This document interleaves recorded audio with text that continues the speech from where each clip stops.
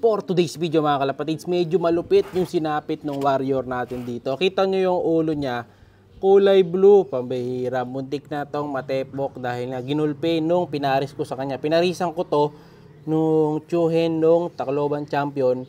Kaso nga, ayan yung ginawa sa kanya, binugbog. So nilagyan ko yan ng quick heal, yung papagaling ng sugat. Kaya may kulay blue sa ulo.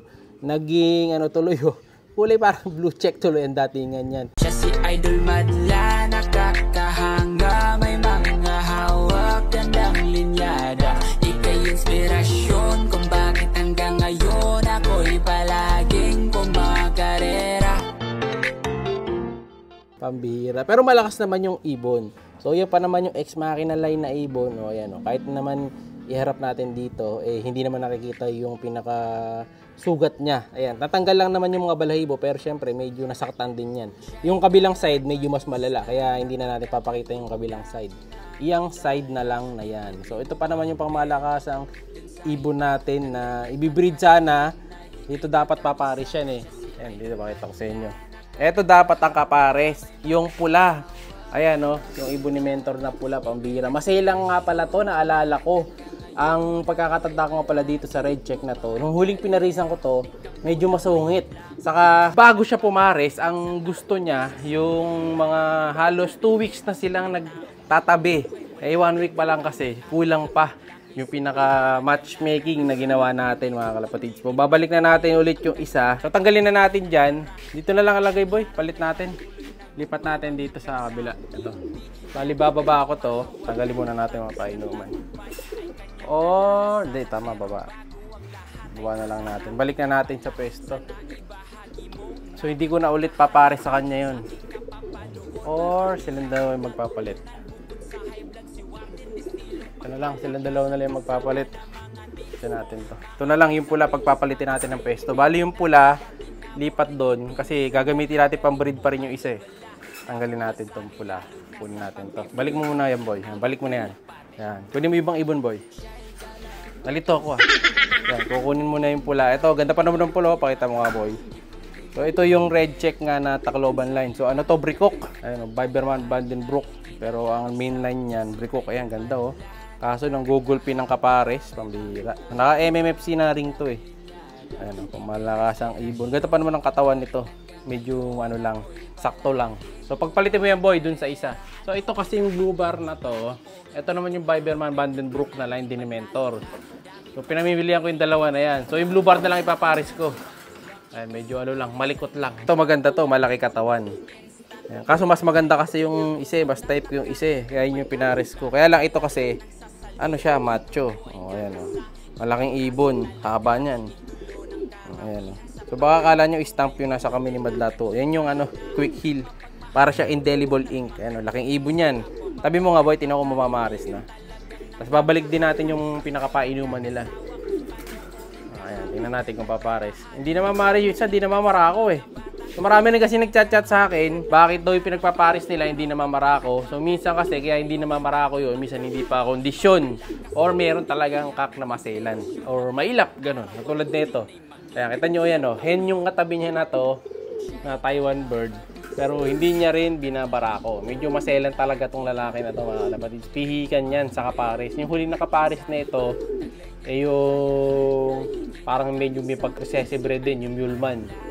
Isa pala nakakapares na ito sa atin So matagal ko pinahinga nga to dahil isa sa mga maganda foundation natin to. Kaso nanggugulpe. Pahinga muna natin yan. Ito yung painuman. Kasi painuman. Ayun, pagpapalitin na lang natin. So, ito, baba sa kabila. Siyempre, kailangan sumunod yung painuman nila. Yan, kasi hindi pwede magkapalit-palit yan. Yan. Tayo, ganun ang ginagawa natin. Kung ano yung painuman nila, yun dapat ang kanila. Para if ever may sakit yung iba nating ibon, hindi sila magkakahawa-hawa basta-basta. Dahil sinisecure natin yung kanilang kalusugan. Sara na natin to. Dito ako natakasan ng kalapati nun kaya sinasara ko na ayan. Kasi ito yung patoka ng isa nating kalapati dito. Kita nyo, puro puro integra kalapati. Para healthy yung young bird. So ayun yung young bird nila. Kita nyo, laki na mga kalapati. So, red check na lumabas. Ito yung pinakita ko nung nakaraan na yan. Tuluyan na lumaki. Pinalitan ko rin yung pugad, ginawa ko ng buhangin. Kasi medyo pangit gamitin yung basahan. Mas maganda talaga pa rin yung buhangin. Kasi pag tumais sila, hindi nadidikit sa katawan ng kalapate. Kumbaga, ma-absorb doon ng buhangin. Parang yung binibili sa pusa, yung ano tawag doon, yung cat litter. Parang ganun, na-absorb yung mga dumi. So, buti pa itong pinagpares ko dito sa kabila. Pares na. Ayan, oh. Dito, mabilis lang nag-pair, eh. Okay na sila dyan. Ito nakasalang sa ending bird natin. Ito yung grizzle na to, mga kalapatids. Ito, parang ito. Yung barako na to. Kita nyo, barako yan. Ito yung Champ Yanseng 2013 yata. Hindi ako nagkakamali. Hindi rin to namamarako. So, pinagtabi ko talaga to. Yung pang ending bird natin na babae. Nilagay ko dyan. Para magpare sana sila if ever. No? Para malahian muna bago ipa-ending. Kasi mamayang gabi na yung ending yan. Mamayang 6 PM na yung ending yan. Kasabay nung upload natin. Laban yan sa PBA. Kasi ako nagkakamali. Magnolia versus Ginebra yata. Hindi ko sure. Basta mamaya 6:30 PM ang laban. Ayan. So, itong dalawa na yun. Kaso nga, ayaw nga nila magpare. So, hindi talaga namamarako to. Medyo tamad mamarako yung isa na yan. Pero babae yung kasabi niya na yan, ha. So, wala. Hindi rin talaga pa. Meron talaga mga ganun. Unlike dito, kita nyo yung kak na to. Merong kak na malakas bumarako, katulad niyan. Tapos, ang sungit-sungit pa niyan. Nanunuka pa yan, mga kalapatid. Nanunugod ng kamay. Ayan, nangangarate. Merong iba naman na mababait. Ayan, kasi may ilat sila. Ayan, ito, ito nyo, lakas mamarako din ito. Ito, hindi gano. Pero ito, malakas mamarako talaga to. Pero lalo na to, siga kasi ito eh. Yun, hindi rin masyado.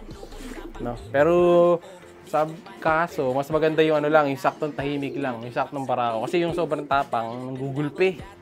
Ginugulpi yung mga kapares. Tapos eto yung update do sa anak ni Kalawang. Ayan, medyo nagkakakulay na mga kalapatid. Parang puti yung isa. Parang grizzle. Pero yung isa, parang kalawang. So soon, papakita ko sa inyo pagka naayos-ayos na natin. Maglilipat din kasi ako ng young bird eh. Ito, lilipat ko na ibang young bird dito. For today's video, tatanggalin na natin. So, iakit ko na iba. Yung iba, maiwan muna yung mga mas bata. Ayan. So, una ko munang aalisin dyan, lalabas ko muna siguro dyan, is yung dalawang pula. Ayan. Ito yung grizzle na to, may kukuha na yata na ito sa Sunday. Hindi ko sure kung kukunin talaga niya ako, on firm ko mamaya. Kasi iakit ko na sa Dreamloop eh. If ever, ito to, yung grizzle na to. Ayan. Ito yung pinili niya, yung grizzle na maitim. Maganda to, solid yung nadali niya na to. Itong kulay itim na grizzle. Ang may iwan bali sa atin kung sakali, yun yung isang grizzle. Yung kapatid niya yung maputi. Possible ano to? Parang babae ito eh. Pero hindi ko pa ganun ka-sure. Pero parang babae sa tingin ko. Parang mas mukhang lalaki yung isa.